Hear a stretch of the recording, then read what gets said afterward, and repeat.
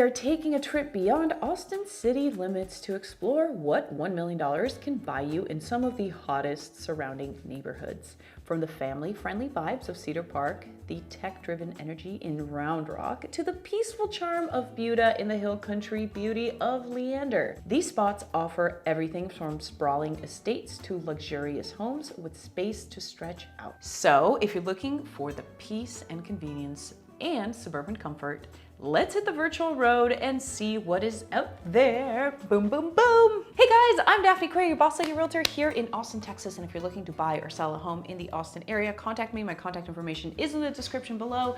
You can even set up a direct one-on-one video call with me. Also, if you're watching this video from literally any other part of the Americas, Canada, South America, Mexico, the US, and you need to buy or sell a home wherever you are, I have realtor partners literally everywhere that are ready, willing, and able to help you. So if you need to buy or sell a home somewhere else, contact me because I can get you hooked up with a great agent. So with that, let's begin. During the height of the pandemic, home values in Austin skyrocketed. And over the last couple of years, things have leveled out pretty significantly.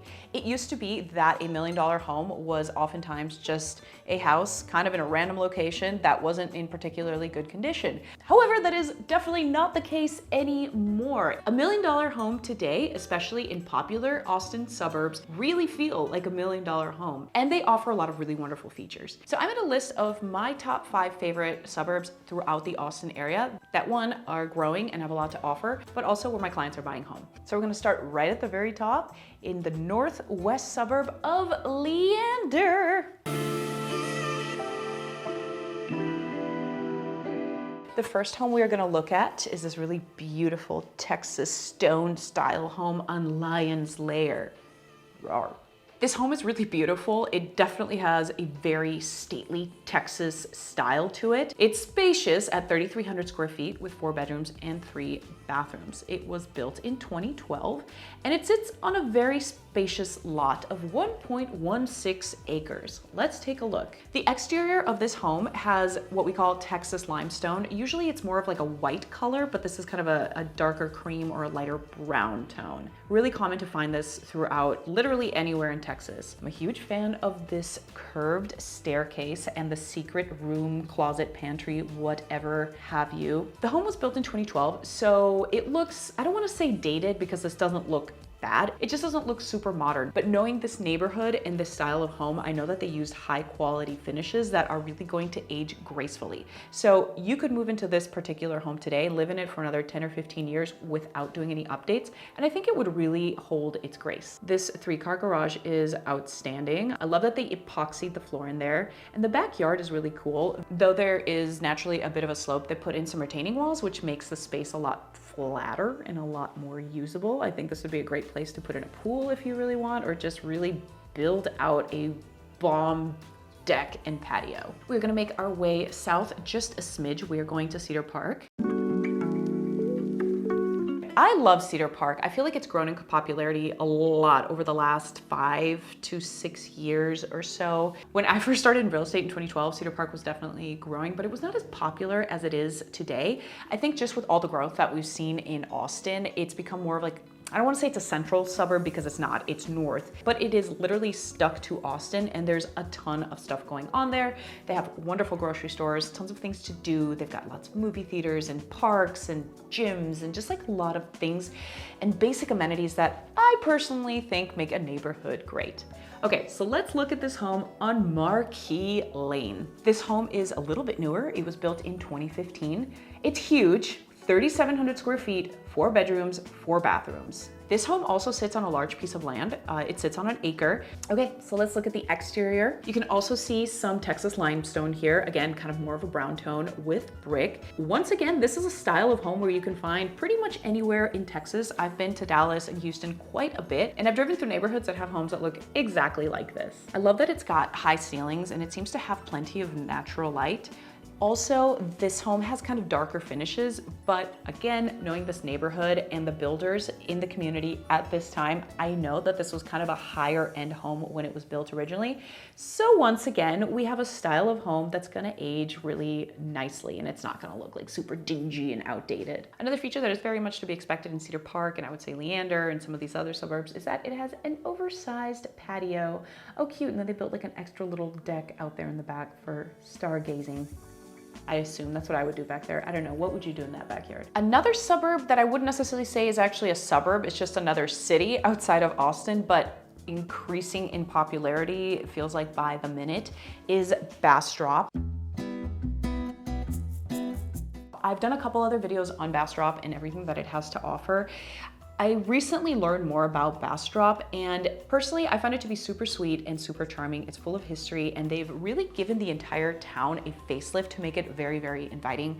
There's lots of art there, there's lots of food there, there's lots of things to do. There's Lake Bastrop, so if you're into outdoor stuff, there's stuff to do there too. They have a small like national park, so if you like being outdoors, walking, hiking, etc., it's a really good spot for that. I have heard though from multiple people that it is kind of a sleepy town, so if you are somebody that likes to be in the middle of the action all the time, Bastrop's probably not going to be your vibe, just because it has a slower pace of life. But it is definitely, I would say, the storybook representation of what people think of when they think of small town Texas. Let's check it out. So I chose this particular home on Akola, which is located in the Tahitian Village neighborhood in Bastrop, of course. Tahitian Village has so much variety. You can find little tiny houses that are kind of falling apart, and then you can find something more beautiful and new and more modern like this one. I wanted to point out this particular home because personally I really like the style, and I think it has a lot to offer. This home was built in 2024, so it is new, 2,600 square feet, 3 bedrooms, 3 bathrooms, and it sits on just over 1/3 of an acre. Again, I'm a big fan of the Texas limestone. I like how they've got that kind of mixed with the siding to give it more of like a modern traditional feel, which is kind of a contradictory thing to say, but it works. Also a huge fan of the black framed windows. I think that's a really easy,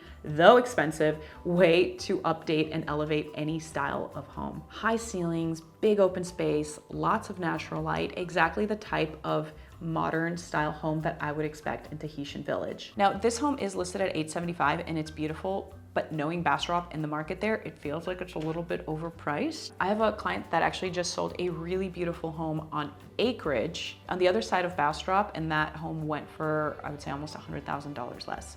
So I would be curious just to see what this home ends up going for, because I feel like that's priced too high. Now we're gonna make our way back up north, you guys, like way north. We are going to Georgetown. For Georgetown, I chose 3 homes because I think there's a lot of interesting things happening in Georgetown. We're not necessarily gonna look at all 3 in a lot of detail. I just wanna point some stuff out.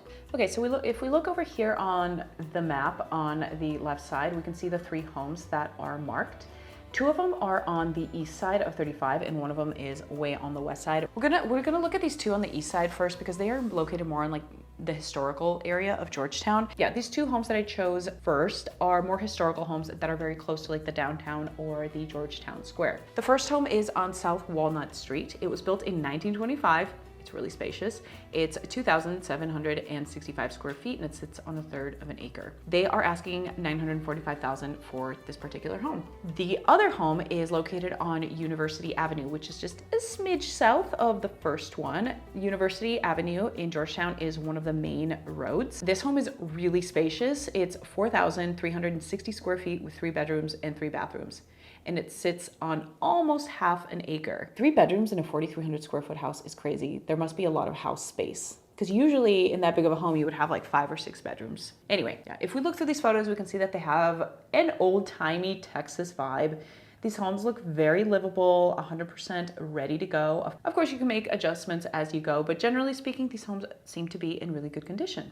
The third home that I wanted to feature is located west in a new community. This home is already under contract, but I wanted to feature the west side as well because there's so much development going on. This home on Plumtree is a model home, and it's, again, a really good representation of the style of home that you can find in Georgetown for the $1 million-ish price range. This was the Perry model home, and I personally really like Perry. They do very large windows all around, big open spaces, high ceilings, and they have a very elegant look to them.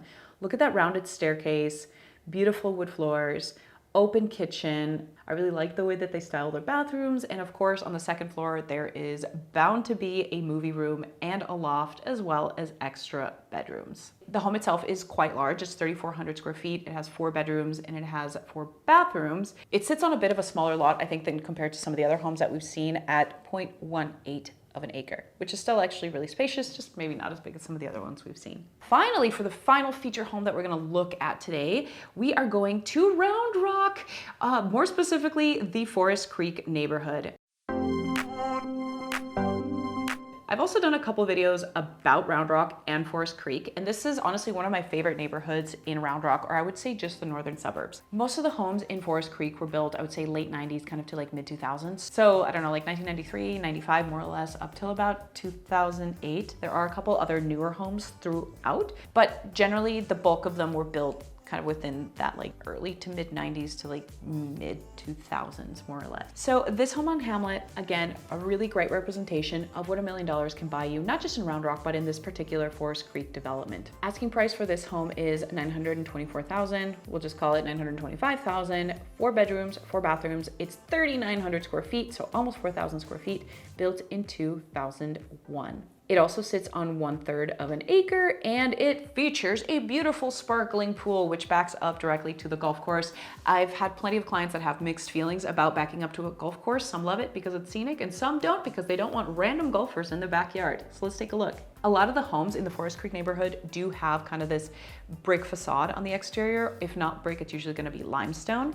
High ceilings. It has a very stately style all around. We can see there is another curved stairway, which of course adds another element of drama and elegance. So here we're in the backyard, which is a big open space. Like I said, you've got the pool there. And though it is absolutely beautiful, I don't know how I would feel about a pool that backs up to the golf course. Because I feel like everybody could look in. Not that I'm doing anything I want to hide necessarily, but it doesn't feel super private. Also, Forest Creek enforces these wrought iron fences throughout the community. So even if you were to get a house like this, you couldn't put like an opaque fence.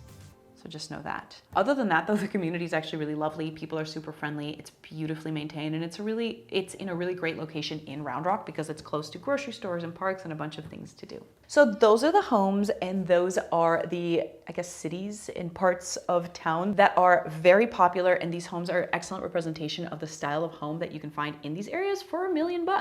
If there's a part of town that I missed that you really like or you're very curious about and want me to do a video about that so we can feature what $1 million home looks like there, drop a comment. I'd be very interested to hear your feedback, guys. Thank you so much for watching. I'm Daphne Quay, your Boss Lady Realtor.